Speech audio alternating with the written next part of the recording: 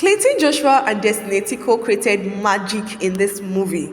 Guys, this particular one is a Destiny Etico's production and it is really, really a must watch. Like, when I saw this movie, I was totally satisfied with how the movie went, how it ended. At the point, I was like, oh my god, like, you would never have imagined that this is what would happen. Like, it's a really, really beautiful movie. Okay, so the title of this one is Magical Encounter, and trust me, it was really, really magical. So guys, we have Clinton Joshua playing the lead role with Chioma Edak. So these people played this wonderful movie. Firstly, guys, we have Clinton Joshua playing the role as a very aggressive guy. Okay, he was very impatient, very disrespectful. Like, you can just go on and on about his attitude in this movie. It was not encouraging at all. Okay, no matter who the person was, both young and old, he didn't have respect for them at all right. And he came from a very, very wealthy home. His father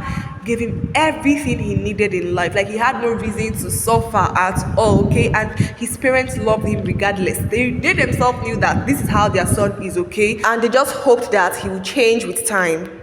He was really an asshole, trust me, guys. So his parents had domestic staff. They had a cook, they had a driver, a cleaner, and he made their lives a living hell in the house. Okay, I think the person he literally did not bother a lot in the house was even the cook. Okay, he was a bit lenient.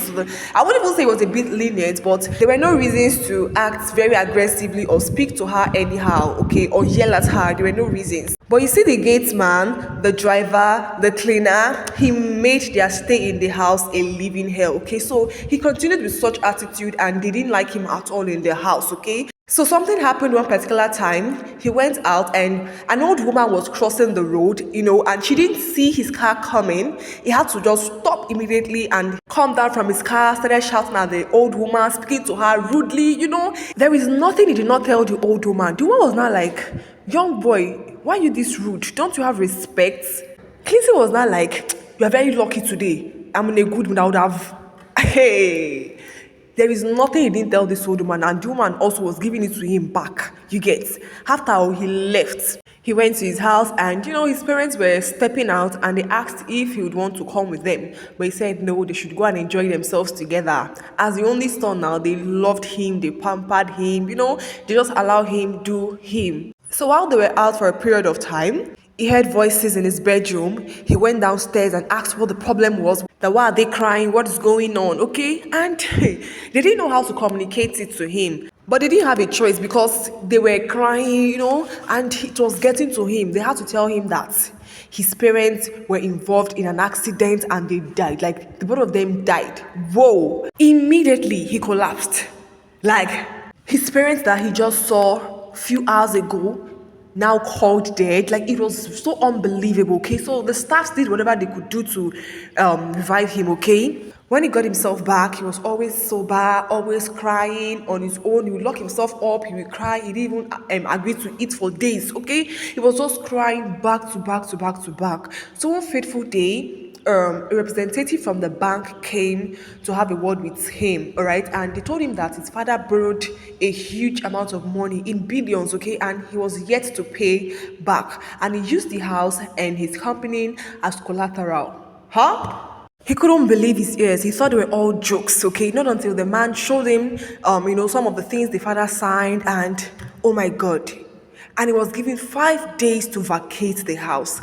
He was shattered. He didn't know what to do again. He kept on making calls, calling one person to the other, calling his friends for help, but nobody came to his aid at all. Like, it was as if his world was crushing on him, okay? It was a lot for him.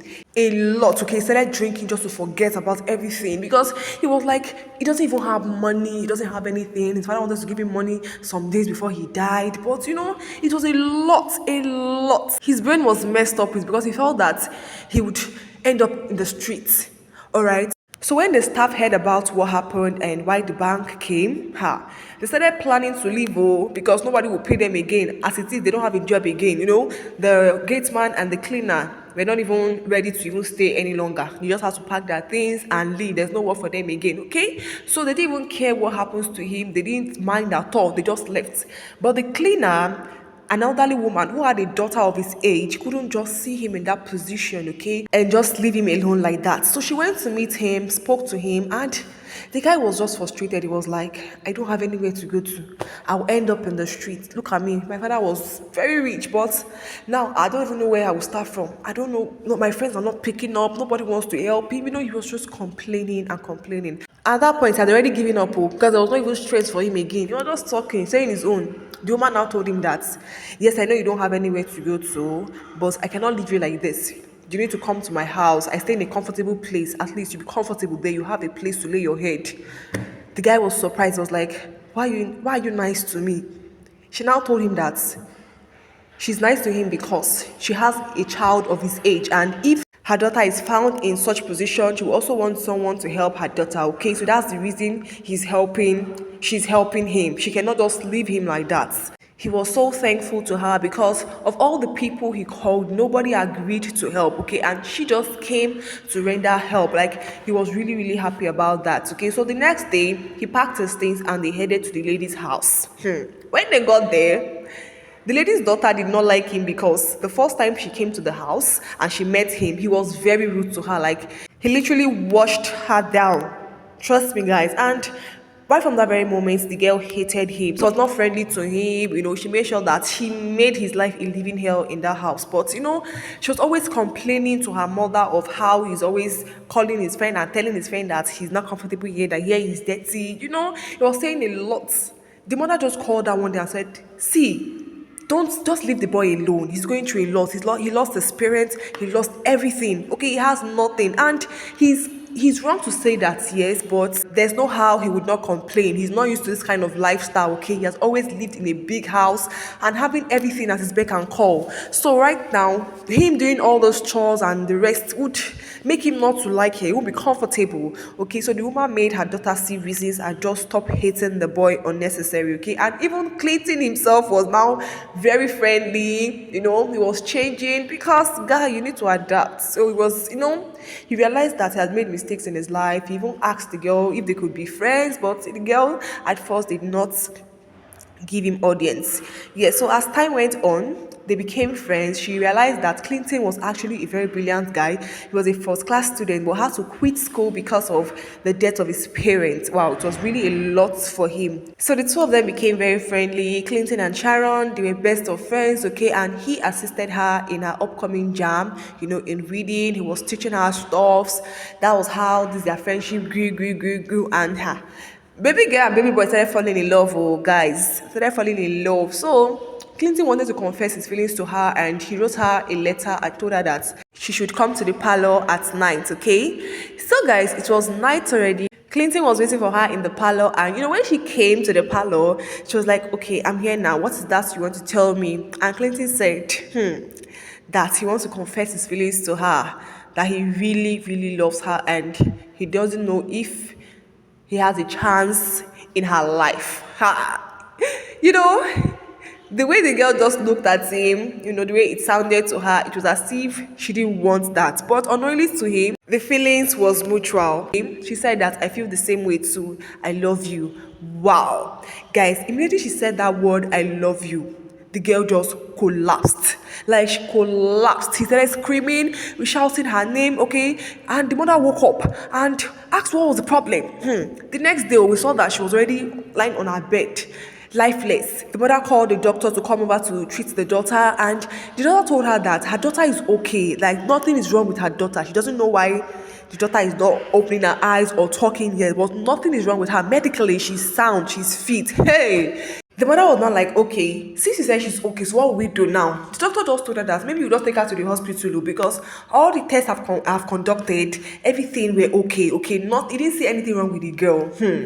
Guys, it's awful. These people started praying. Clinton was shattered. Like, it was as if, what is going on with his life?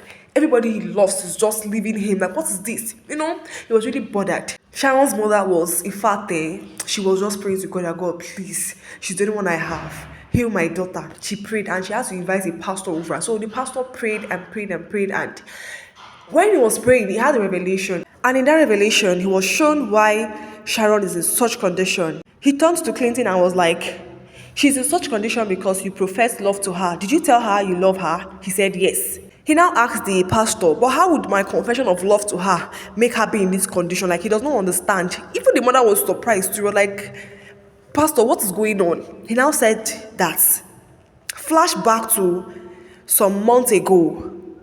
You said something very bad to an elderly woman, and she cursed you. She cursed you that anybody you love in this life will surely die. Hey! Immediately, his mind flashed back to that old woman he insulted when she was crossing the road. He was not like, Pastor, what will I do? What will I do? Pastor now said, you will need to go apologize to her. You will need to go apologize to her, although she is dead. But that place you insulted her, that particular place, go there and apologize. Her spirit is there, because if you don't do so, Sharon will die. Ha! In fact, the guy said he's going to do it. Ada asked the pastor that, how would he know that the old woman has forgiven him? That how would he know since she's dead? And the pastor told him that if she forgives you, you would see a sign. He was not like, okay. When the pastor left, though, he was with Sharon. He told Sharon that he's really sorry for everything. I will make sure that he does everything to make her better. All right, guys. The next day, he went to that spot where he met the old woman to apologize to her. Like, he begged and begged and begged that he has lost everything, that he's very sorry. His parents died because of his attitude, that he does not want Sharon to die. Please, he was just begging the woman. Like, he stayed from morning till night. Before you knew it, heavy rain started, like heavy downpour started. Immediately he realized that this was the pastor said, that he would see a sign. He was so thankful, he was happy, he was jumping on the rain like, hey, oh my God. And before you could reach home, Sharon was already alive. The mother was happy, she was in joy, she was really happy. Guys, guess what that happened? Guess what happened? It was all a dream. Hey! I'm like, so all these things that have been going on since were all dream?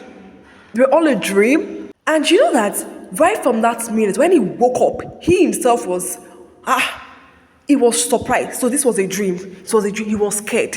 His mother walked in and he was like, surprised to see his mom. Mom, are you alive? She was like, I'm alive now. We're like, I thought you were dead. Immediately she said, God forbid, I will not die. I laughed at that point there. He was surprised. He was talking to his mom.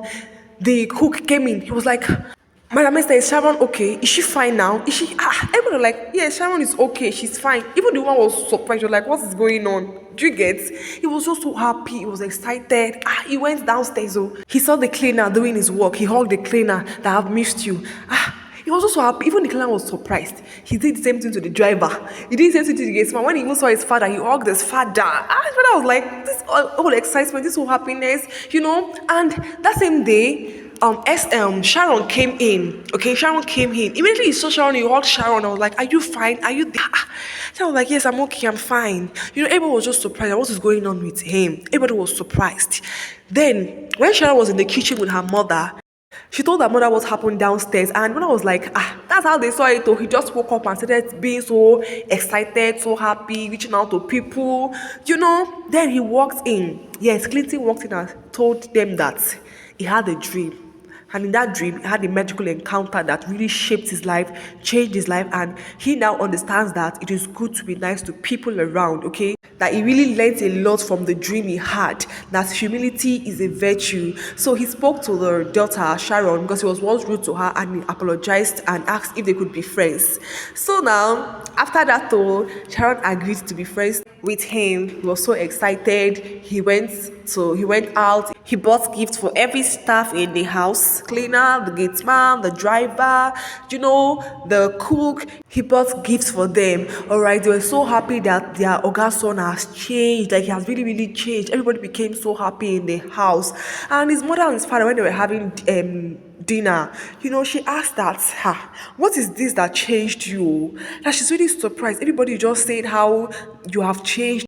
and people are loving it. And the mother said that I am proud of you, that that thing that is making you change, that she loves that thing. So he promised that he was going to tell his parents what happened, the dream he had that made him change. He became friends with Sharon, and guys, that was how this beautiful movie ended. Really, guys, you would so learn from this movie. This movie is very educative, okay, and it is something that everybody can relate to, because in one way or the other we have hurt people, and we see that we have not been nice to a particular set of people, and when they are no more, we start regretting that I wish I had been nice to this person, I wish I had reached out to this person, I wish when this person was alive I did this, I did that. Okay, so this movie would make you know that it is good to be good, it's good to pay good with good. Do not just quarrel with anybody. Humility is a virtue. Be respectful, love people. Like, I love how this movie went. I love the fact that it was so educative. You would learn a lot from this movie. There are a lot of lessons to learn. There were no immoral acts in this movie. It was super amazing, guys. This movie is a must watch, okay? I will recommend this movie to everyone to watch. It is very educative. You will learn from it, okay? It is a Destiny Eticos production showing on Chinemelum's channel on YouTube. Storm there, grab your popcorn and your juice and feast on this movie. And for those who have seen this movie, I want to know what you think about this particular movie, Magical Encounter. So guys, thank you so very much for watching. Please do also like, subscribe and share. See you all in my next video. Until then, stay splendid.